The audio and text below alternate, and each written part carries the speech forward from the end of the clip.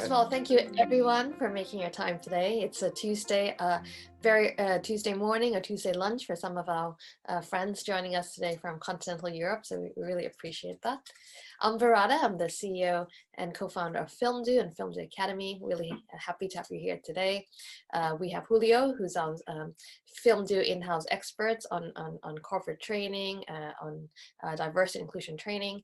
And of course, we have our guest speaker today, which is Evelien Vershroven, Belgian-based, a cultural anthropologist, as well as experience in renowned corporate training. So I'd just love to give a very short background about FilmDoo and how we came to realize the potential and value of film in really helping people to learn, create empathies for other cultures, and of course now to really provide some really interesting insights in teaching complex multicultural issues or themes, and especially in areas where traditional textbook and learning, it hasn't been very effective. I'm just going to share a very short screen that tells you a little bit about who we are.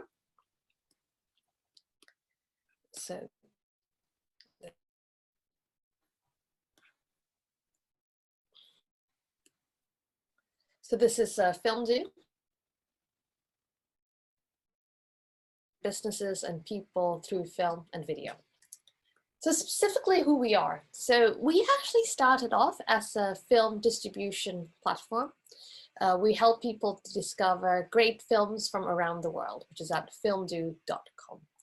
So consequently, we actually now have one of the world's largest international film catalogs. So we have a lot of films in French, in Dutch as well. Many of you will be very happy, but also a lot of films in, of course, English, but coming from Asia. We also have a very strong collection of African films, South African films. And so it's a really great place to discover independent voices, but most of all films that you otherwise wouldn't normally see because of the strong international focus. So how did we expand into online learning? It happened about just under 2 years ago, where we started to see that actually over 80% of people coming to FilmDoo were actually coming from language-related searches. So for example, I'm learning French, where can I watch French films? Or a Japanese learning blog would point their audience and users to FilmDoo to learn Japanese, which was very interesting. So we ran a survey to our users, and over 70% told us that the #1 reason they're actually watching a film on FilmDoo is they're learning a foreign language. So for us, that was really the moment, the lightning moment where, wow, what we've built is bigger. It's more than just an entertainment platform. We can really use films, and of course now expanded to video as well, to really help make a difference in learning, to improving learning engagement, to really teach more complex subjects, themes, cultural context that is often very hard to do in traditional textbooks or just reading an article, for example. But actually even in the area of corporate training, where historically training has been a little bit more, I wouldn't, dry or harder to access. By using films, videos, and games, you can really raise engagement, make it a lot more interesting. The trainees and the learners can really interact, can really appreciate the context. But most of all, the value of really film is that it has the power to create empathy for people and places we haven't been. And that's why it's so powerful, especially in the areas of multicultural communication, helping to build bridges across cultural and language divides, and of course, helping people to understand and relate to other people different from ours.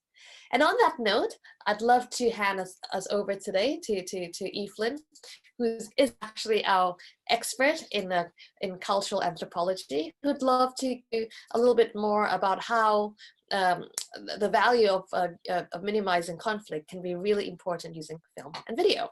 Over to Evelien. Thank you, Verada.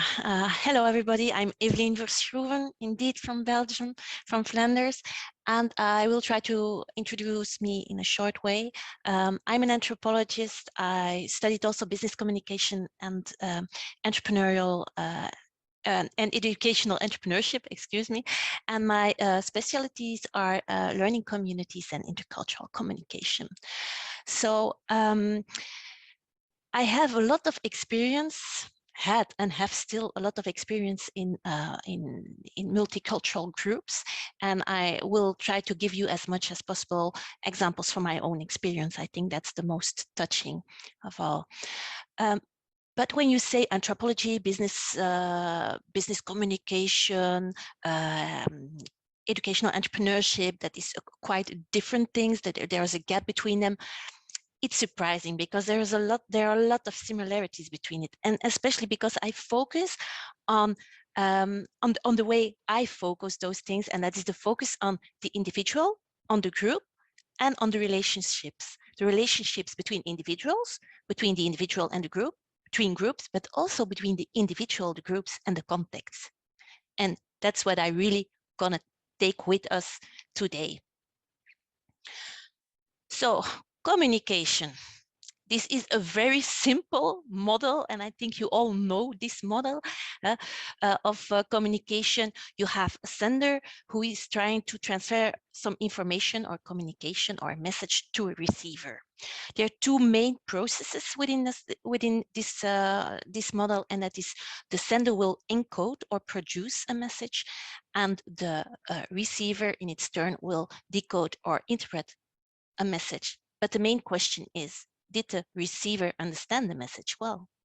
And indeed, it's a simple model. And as humans, we like to use very simple models, and that's okay to understand reality, but you also have to be aware that the reality is much more complex. And if you forget that, that can become dangerous.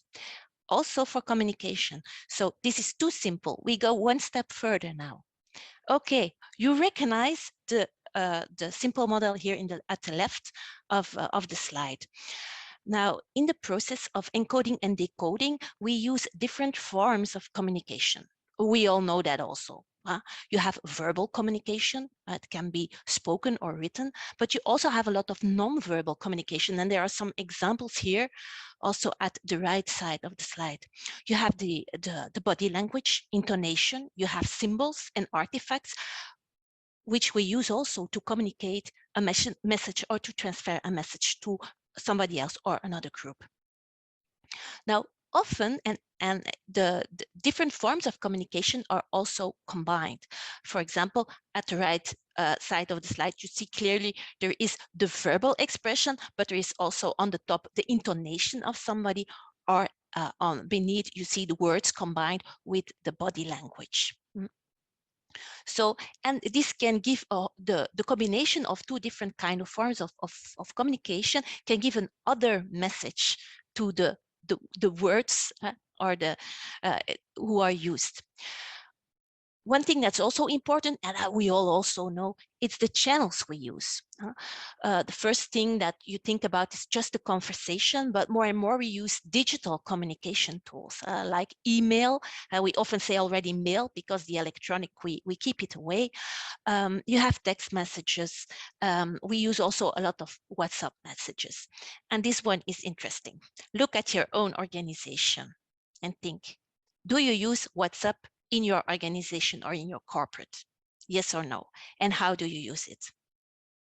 Well, I experienced last year, because I'm also teaching in a University of Applied Science, and I was working with a group of colleagues, and they used WhatsApp to communicate with each other, but they mixed up the formal and the informal communication. And it became really, I was confused. Sometimes I didn't get the information I wanted to get for something formal. So it's okay. There are a lot of corporates who today already use WhatsApp for formal communications, but there has to be strict rules. Then it's clear when you use which channel, and that's important. Now, I think we are going to play a first game. So I'm looking to Rada. Okay, thank you. That's right. So in order to play this game and play along, we encourage you to use a second device. So what that means is that we will be watching the film or film clip on the screen share here. But if you have your phone or a tablet next with you or a different computer, you can play along and answer questions on your second device. That is often the best way to play such a game. So we're going to play the first one, which is, oh, sorry, can you allow me to screen share, please? Yeah. Yeah. Okay.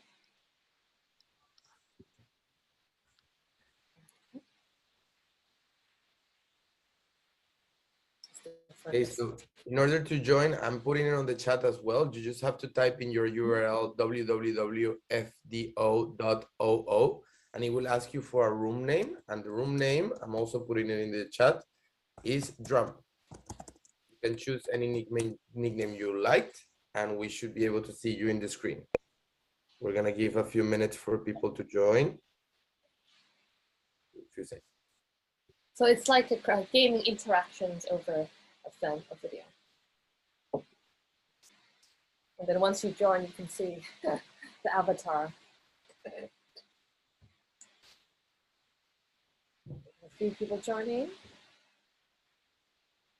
Again, just fdo.oo, three O's, and then a room name that is Drum, D-R-U-M, and you should be able to join. So now we're in the waiting room, and when we start the game, you should see the video, but the question should appear if you're on a secondary device, on your secondary device. Let's wait, maybe 30 seconds for anyone else to Yeah. join. Or if anyone is joining and they can't join, just give us a shout out to wait for you. Yeah. And don't worry too much, because we have a second game coming, and you can still watch the video and see the questions on Verada's screen. So don't worry if you're not able to join. Send us a message on the chat if you have any technical difficulties. I might be able to help you. Oh, brilliant. So on that note, we'll start a quick game. The faster you answer, the more points you get. And if you answer the questions wrong, you can, of course, answer again. So let me just make sure we have that. Making sure we have everyone. And on that note, let's go.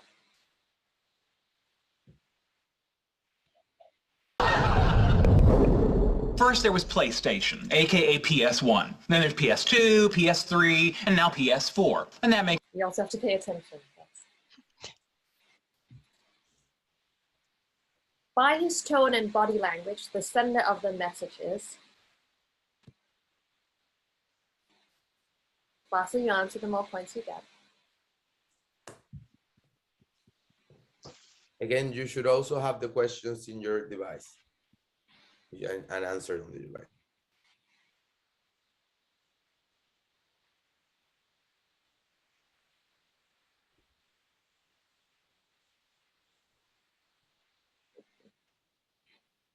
That makes sense. You'd think after Xbox, there'd be Xbox 2. But no. Next came Xbox 360. And now, after 360, comes Xbox One. Why one? Maybe that's how many seconds of thought they put into naming it. Can you get the butter, please? You know, however, with the Xbox One, I can control my entire entertainment system using voice commands. Up until now, I've had to use Leonard. Then get the other one. Pass the butter. Second question.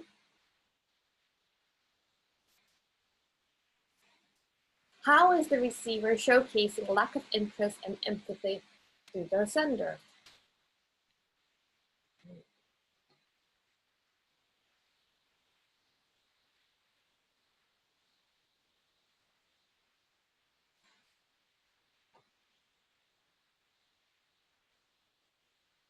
Ah, Roar is overtaken. You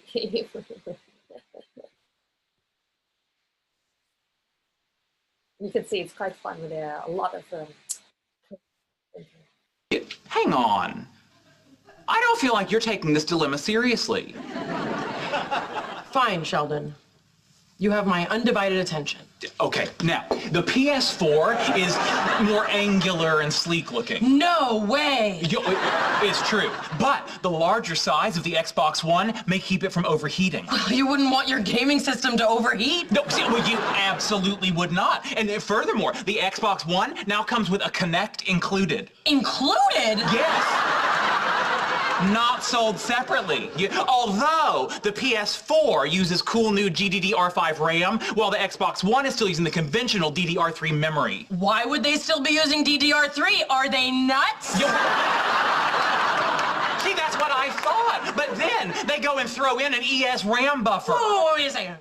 Who's they? The Xbox. You're kidding! No, I am not. And this ES RAM buffer should totally bridge the 100 gigabit per second bandwidth gap between the two RAM types. This is a nightmare. How will you ever make a decision? See, I don't know. What should I do? Please pass the butter!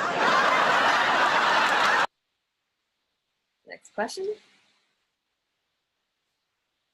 What are the ways, granted sarcastically, she engages in the conversation?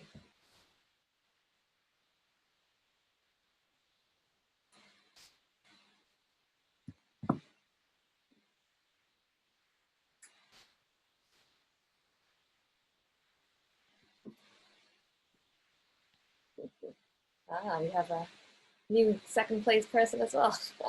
Well done, John.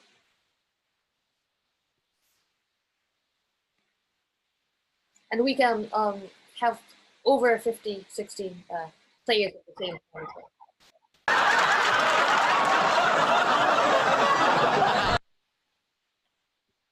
That's the final score. Just a very short game, but of course it can also be longer.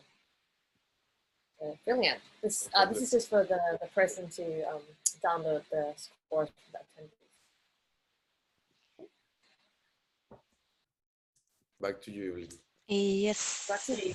Yes. I really like the Big Bang Theory, and I thought also it is a well-chosen illustration of the verbal, non-verbal communication, etc. Even when people are from the same culture, so that's a nice one. Okay, WhatsApp. I was talking about WhatsApp before, to use it as a channel in your corporate or organization, yes or no. What we see is, and I'm going to talk now about symbols, is that the message applications like WhatsApp and WeChat and Signal, which you see here on the slide, they used a text balloon or a spook balloon. I don't know the right word. And that's internationally accepted. Everybody knows that's about messaging, text or voice. But I want to focus also on the thing like this application, these channels has changed also the form of communication. Before it was more used as a text message application, but more and more, I don't know if you see it also around you, people are walking in the street and talking like this.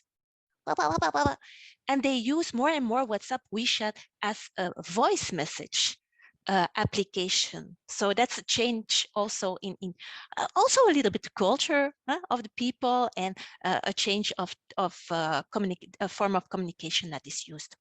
Another symbol that is internationally well known is for email or mail. It's the envelope. We don't use the envelope anymore, but you see the main players of mailboxes still use it, like Google Mail, ProtoMail, and Outlook. ProtoMail, you see there's a little lock above the envelope, and that means that it's a secure email service. So it's more secure than Google Mail or Outlook.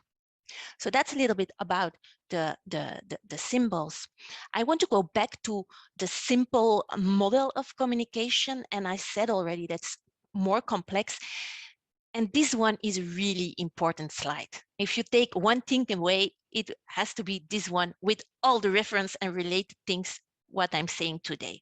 So you simply have the sender and the receiver, who are, the sender is trying to send the information, the message to the receiver, but at the background, we will say, of the sender and also of the receiver, there are variables who influence the process of encoding, producing the message, but also influence the decoding of interpreting the message. And we often are not aware. And what is the background? The background can be a lot of things. It can be the community, it can be the culture, it can be the work experience, or what he or she was doing last week, the mood, how he or she identify himself. So it becomes much more complex. You see, on both sides, you have those influences, and we often don't realize that other people has another background or framework, as we say, and we don't take the chance or the opportunity to check if we really understand what the sender is saying, or the sender doesn't take the opportunity to check if the receiver well understand the message, and if there are not translations who went wrong because of those frameworks backgrounds. Now, I experienced a beautiful example of this last year. I was teaching intercultural competences, and Edwin Hoffman, who is here, he will remember because he was one of my guest lecturers. I was teaching that to a group of students from Europe, but there was a big group of students from Asia and a big group of students also from Africa. And at the end of the course, after a few weeks, they had to make an assignment, and they had to make a portfolio about the course. And the Asian students, they did it perfectly. They looked up external sources. They've written down reflections, what they think about it. You see, they really worked on it.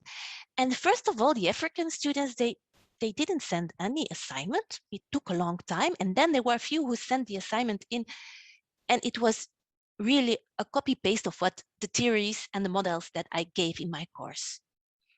And this was really a miscommunication of me, because I didn't check well if they understand well the assignment. And I realized that in their educational system, until then, they were not confronted with the fact that they could reflect on it in a written way. I clearly say in a written way, because those African students, they reflected well, and they were really interactive during the course when we were online teaching. But to make it in an assignment, that was, you saw that it was not, they were not used. So that's a great illustration of the frameworks and your experience you have, how it can influence also the communication or miscommunications between people. Now, even if you talk the same question, there can be misunderstandings. There are a few here, but I only will take one out of the list. And it is a conversation between the British and the Dutch people. A British person who said, oh, or very interesting, the British person who said, very interesting. In fact, he means, I don't like it. But what does the Dutch understand? Oh, he's impressed. He thinks it is really, really, really interesting. So what happens here? In fact, the British people, they are much more, they have a much more indirect way of communicating. Yes? And we say also it's a high context culture. So for them, it's important the words they say and the words they don't say, and also the non-verbal communication they use. On contrary, the Dutch people, as a Belgian, I can say that they are really direct in the communication, really result-driven, and they have a low context culture. That means that they don't put as much importance on the non-verbal communication. So that is why here is this misunderstanding between the two of them. Yes? Okay, and now I have another one. We didn't spoke about the artifacts, and I like to use flowers to explain this. Why? Because everybody likes flowers, and we give it a lot as a gift, a present to other people. And in fact, this is also a really beautiful example of a combination of different forms of communication. We give an artifact, but often we say something, and also the context of the situation plays a role and makes it more clear what you want to say with giving the flowers to somebody. It can be thank you, it can be get well, it can be I love you, or happy birthday, it depends. So that's important. On the other hand, in different cultures, flowers and colors can have a specific meaning, and sometimes it's important to know. For example, in Russia, you cannot give yellow flowers because yellow flowers are related with funerals. In France, if you are in France and you give red roses to a woman, it's not done unless it is your wife or your lover. So be careful with artifacts, they also have a meaning. Huh? So now I think it's time for the second game. Brilliant. So for those of you who just joined, as we have a few new people to join again, in order to play along, it's best if you play with a second device. So we'll be watching the film or video on this screen, and then we will be answering along on a phone, tablet, or a second laptop if you have one. I'm sharing screen again. Same pathway, you just put on your URL fdo.ooo, but it's a different room name.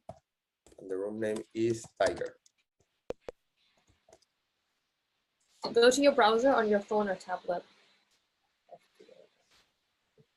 Be careful, it might be resending you to the previous room, so just make sure that it asks you for a different room name and you should be there.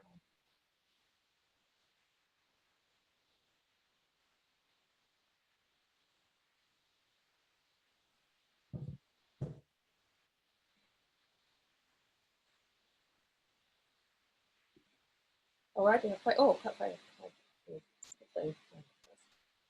All right then, and again, the faster you answer, the more points you get. If you get it wrong, you can answer again. Do we have everyone? We'll just give 30 seconds for anyone else who'd love to join. And you could, of course, just watch along as well. All right then, let's play a game. Learn about America. Now, it's all about bringing down the MPI. Things go faster if the customer feels they're talking to a native English. The customer's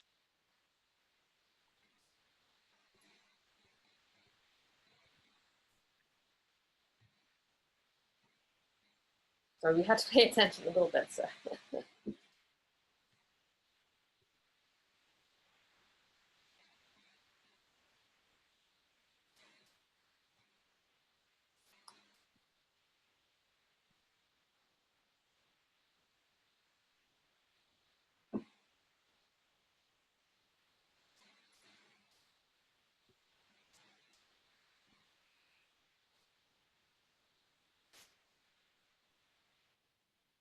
customer's pronunciation, their slang, small talk. Try to learn from them. Learn about America. So, yes, you are? Man meat. Oh, sorry. Man, meat. No, man meat. What I want to know is what is small talk? Multiple choice, get ready. What are some errors in communication that are showcased here?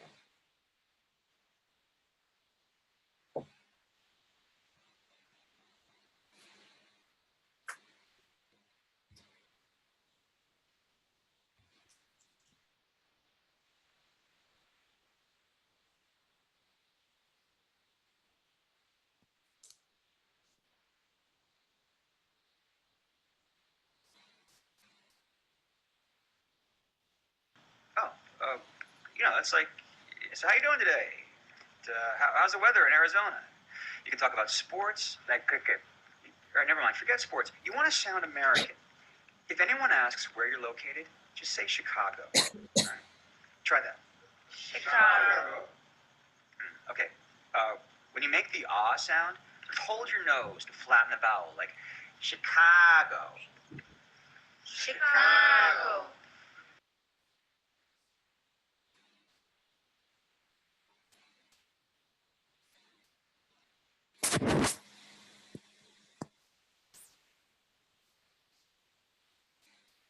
Okay.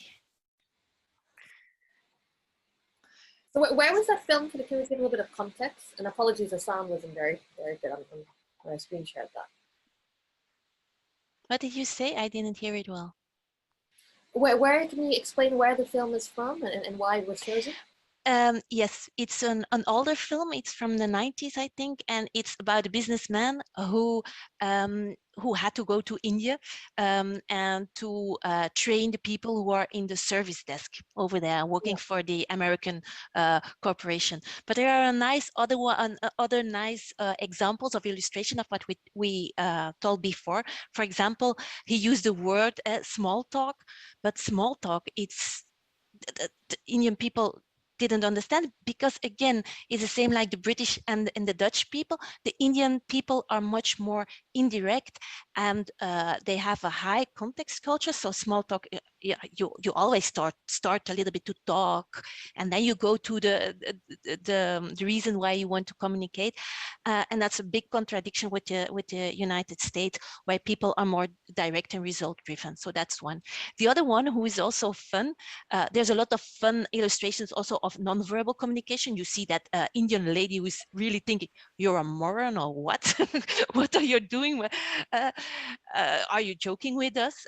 And on the other side, you have also that he said, yeah, small talk, you can talk about sports. And the Indian people said, oh yes, cricket. But cricket, it's so typical Indian. And I was in Sri Lanka. In Sri Lanka also, you see the children playing cricket, but in America they don't play it, so it's also a cultural misunderstanding. So I think it's a fun video to illustrate even some more things about that. Yes, and about the context also.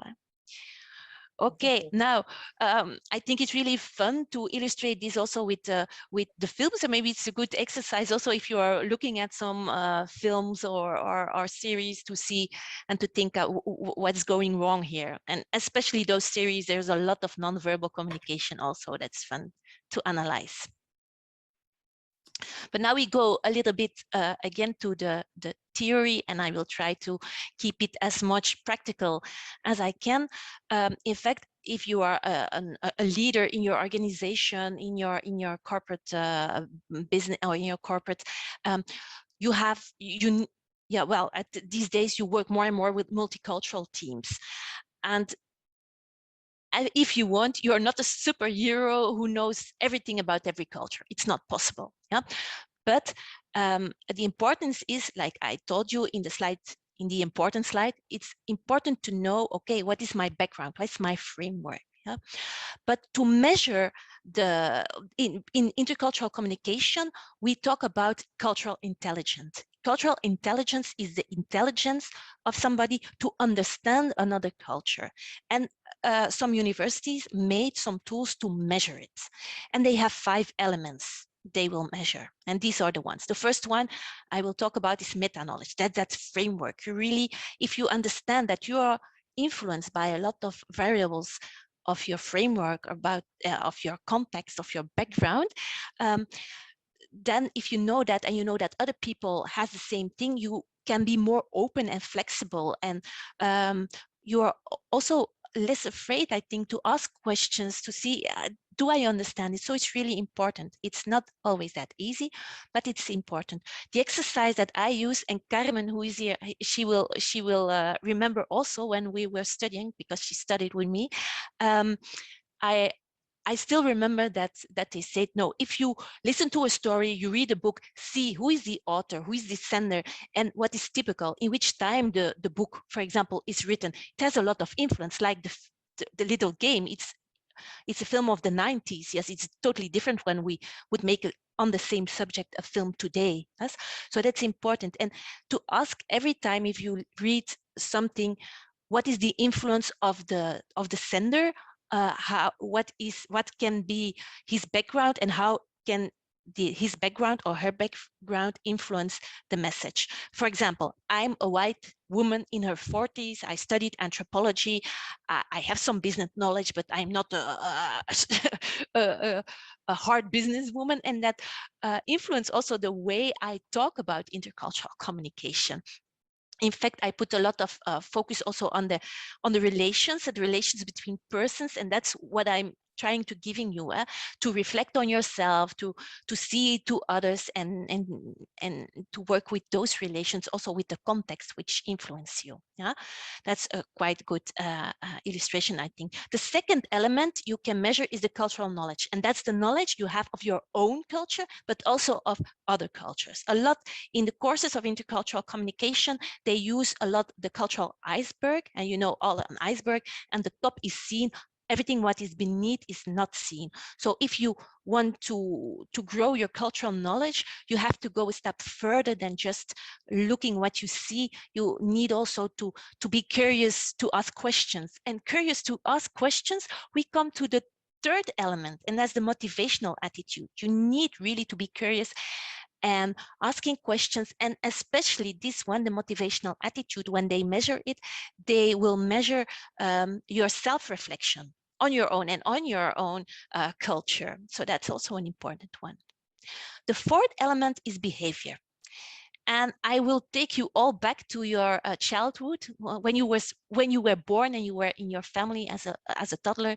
How did you learn to behave in your own culture? There are two important learning methodologies, methods or strategies, and that's observation and asking questions. Right? You know, so why? Asking questions. And in fact, that is the same thing we do if we are in another culture. We observe and we ask questions, but then the focus is really on the other group. You're not comparing, you're just looking at the other group. Often in intercultural communication or competences courses, there are people who are using a lot of models, like the model of law and high context culture. It's good, but if you stay on this level, it can be a little bit anecdotal. We call those models also cross-cultural models. The danger, if you stay on this level and you will not reflect on yourself and not work with the meta knowledge, the danger therefore is that anecdotal and fun facts can be really painful for the other group, and it can really block communication. So there will not be communication nor a relationship between people. Yes? And then last but not least, languages. Everybody, how many languages do you speak? 3, 4, 2? Okay. Do you see a level, the different levels? Yes, there are some languages that you speak better than others. Did you already reflect on yourself when you're speaking those 2 or 3 languages in a different level, how you behave? And if it's related with the knowledge you have of the culture. For example, I'm from Belgium. I'm from the north of Belgium, so I speak Dutch, but in the south is speaking French, and I speak also French. What I saw with self-reflection is when I'm speaking French, first of all, French is an indirect culture. Yeah? I use a lot more words. I even use much more nonverbal communication. And I put much more nuances in words, and the intonation is totally different in French. So but I really have a strong connection also with the French culture. We went often to France, and so, and it's true, when you feel the culture, you feel the language also. You speak it better. You have contact with the people. You can understand better. You speak a little bit slang, the language that people use. But it's also vice versa.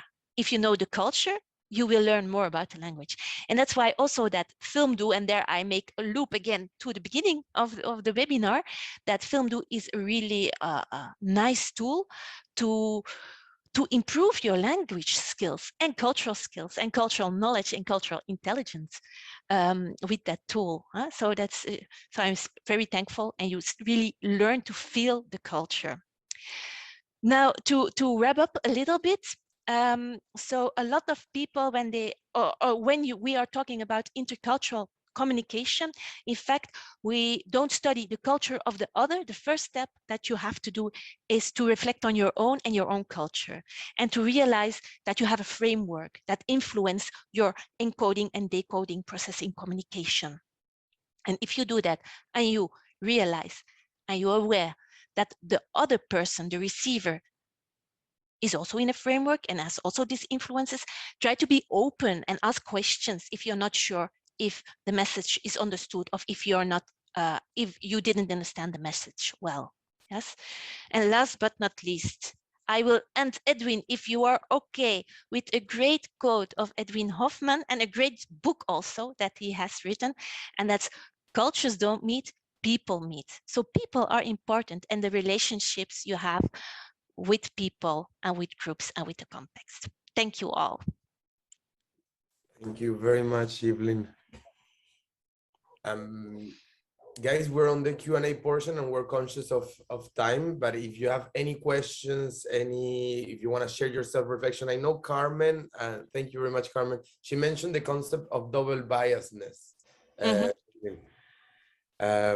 yeah, feel free. I'm gonna run a poll, if you don't mind, just Okay. give you 5 questions. It will help us a lot. Should appear in your screen. Short poll.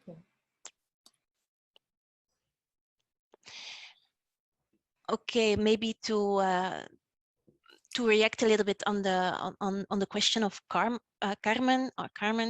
double biases. Yes, I have seen this term in 2 different occasions, and the first one is that they say there's a double biases because of the different frameworks of the receiver and the sender. But on the other hand, sometimes people are overreacting. Because they are interested in culture and they use, in fact, those cross-cultural models of,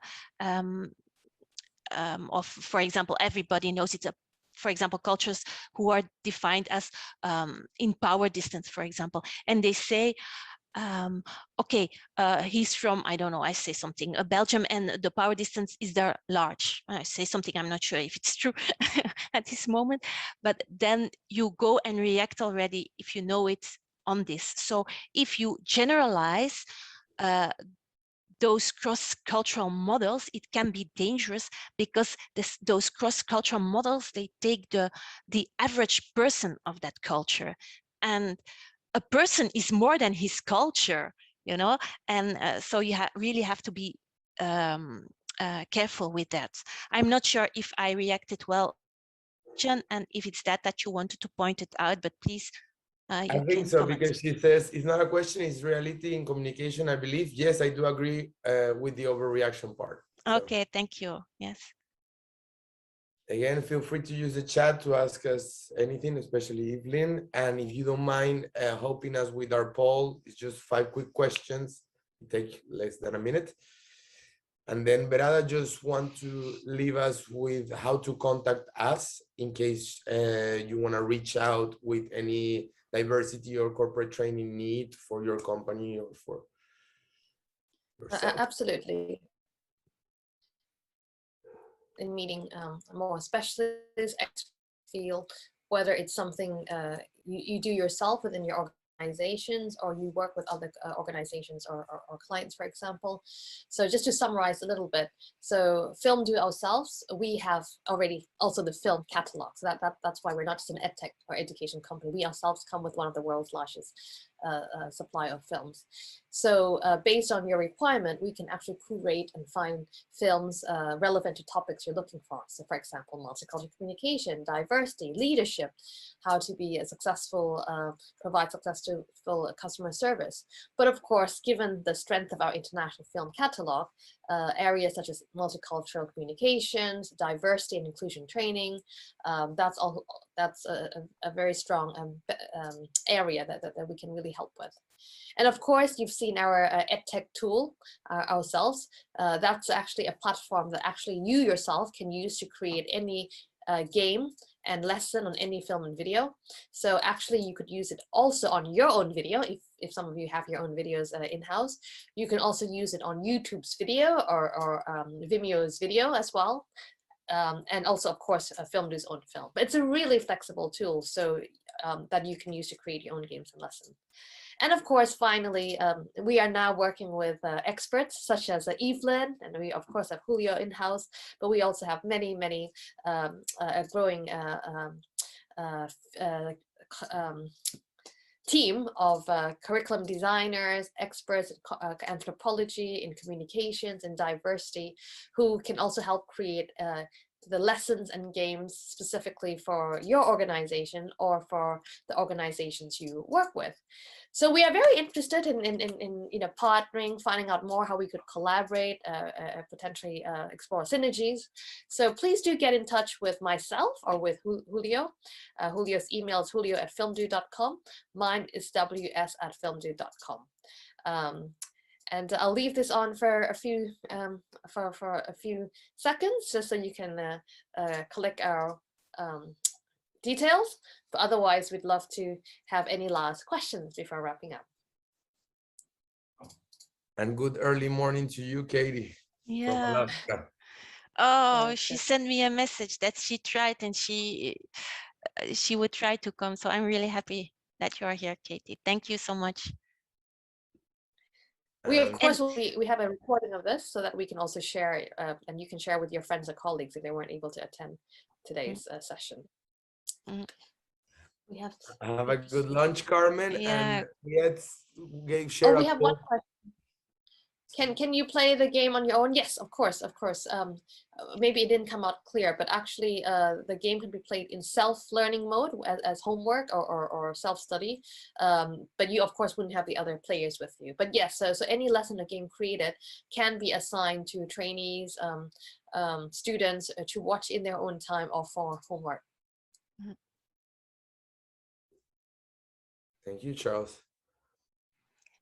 And in fact, Katie from Alaska, it's really interesting because Katie, Carmen, and me, we are also, Katie is teaching in Alaska, and she's also busy to teach in an intercultural group now with young people. And it's really interesting to see on the Facebook group what's happening. So yeah, thank you for the possibility also to be in that Facebook group, Katie. Oh, brilliant. Like I said, feel free to always reach out to myself, Julio, or of course, Evelien, for any additional information or if you're interested in finding out more.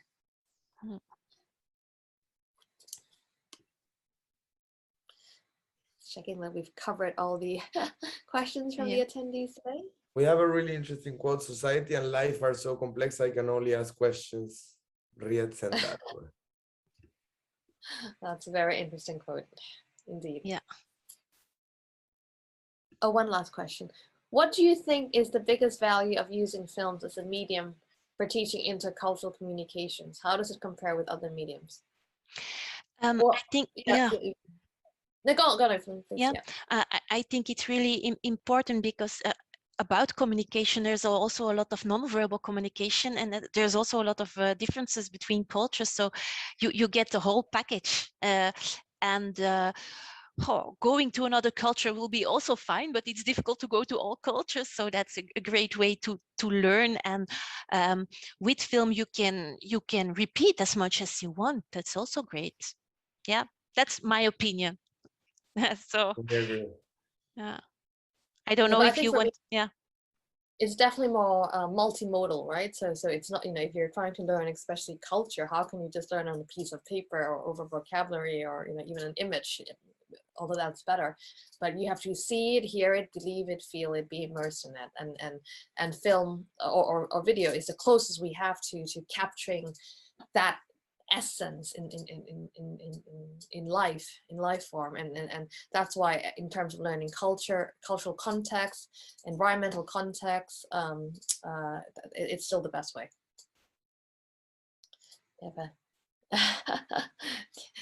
Kate's made a really interesting comment. Yes. You're brilliant. Well, I'll just probably put my email here on the chat as well, just so in case anyone didn't catch the screen.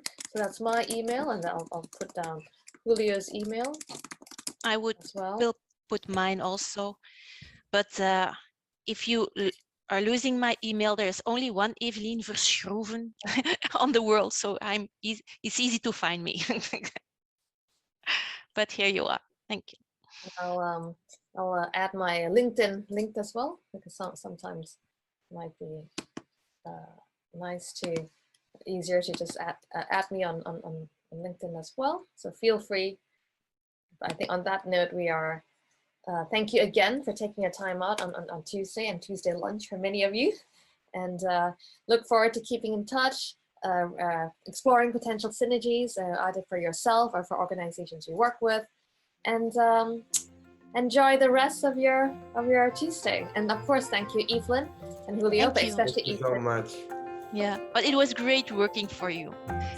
Julio is so enthusiastic. People, if you want to make a course with Julio, you will enjoy it. It was mutual. It was super fun. Thank you very much. Yeah. Bye, everybody. Bye, everyone. We'll Bye.